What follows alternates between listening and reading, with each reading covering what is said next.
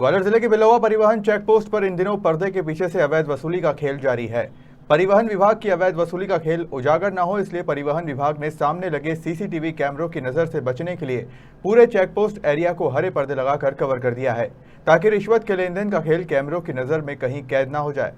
बता दें कि नगर परिषद बिलोवा द्वारा पार्क और नगर की सुरक्षा को दृष्टिगत रखते हुए हाल ही में आरटीओ परिवहन चेक पोस्ट बिलोवा के सामने लगाए गए कैमरों की नज़र से बचने के लिए परिवहन विभाग द्वारा लगाए गए हरे पर्दों से पर्दा उठाने के लिए जब मीडिया ने अपर परिवहन आयुक्त अरविंद सक्सेना से जानना चाहा, तो देखिए किस तरह परिवहन आयुक्त निजता भंग करने का हवाला देते हुए कैमरा लगाने वालों के खिलाफ ही आपराधिक मामले की धाराएं गिनाने लगे और आरटीओ चेक पोस्ट को हरे पर्दे से ढके जाने के सवाल पर गोलमोल बातें करते नजर आए। क्या माना सामने लगे कैमरों से बचने के लिए हरी चादर का उपयोग किया गया है चेक पोस्ट पर?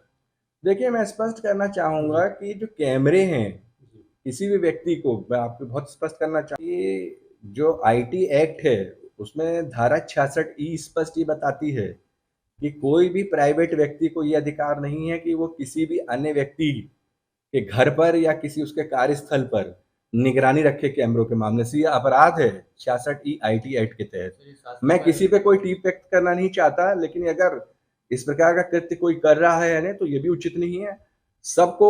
अपनी अपनी प्राइवेट सिक्योरिटी के लिए, अपने घरों की सुरक्षा के लिए, अपने जो घरों की मतलब जो है एंट्री पॉइंट्स हैं या फिर अपने घर की सुरक्षा के लिए जो उनके टॉप छत वगैरह हैं, रूफ हैं, उस पे कैमरे लगाने का बिल्कुल अधिकार है और वो बिल्कुल सीसीटीवी लगा सकते हैं।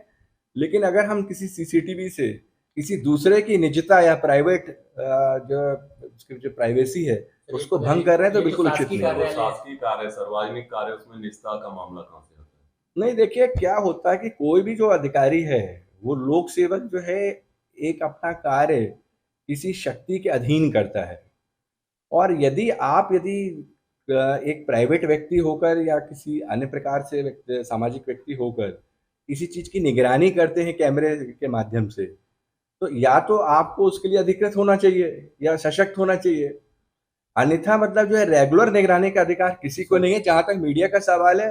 मीडिया एक स्वतंत्र अपना निकाय है, वो अपना एक पर्टिकुलर टाइम के लिए वहां जाते हैं। लेकिन अगर आप 24 घंटे किसी किस प्रकार की निगरानी करते हैं तो ये 66 ई आईटी एक्ट का क्लियर कट वायलेशन है, चाहे वो कोई व्यक्ति हो। बहरहाल आयुक्त साहब की बातों से साफ जाहिर होता है कि कहीं ना कहीं परिवहन चेकपोस्ट बिलोवा पर पर्दे के पीछे चल रही परिवहन विभाग की अवैध वसूली को विभाग के वरिष्ठ अधिकारियों का संरक्षण भी प्राप्त है। डबरा से दीपक तिवारी की रिपोर्ट।